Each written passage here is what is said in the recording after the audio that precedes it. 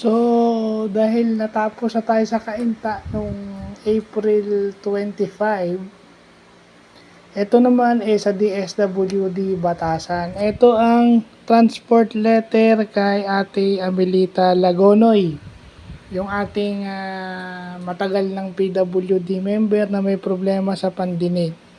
So, ang kanyang request is May 5 o May 6 kami magfa-file ng schedule niya for interview sa DSWD.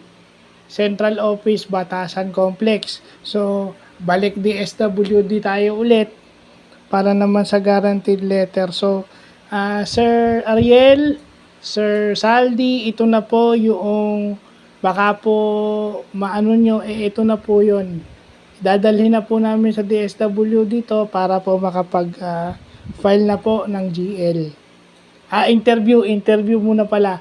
Magpa-schedule muna ng interview for guaranteed letter.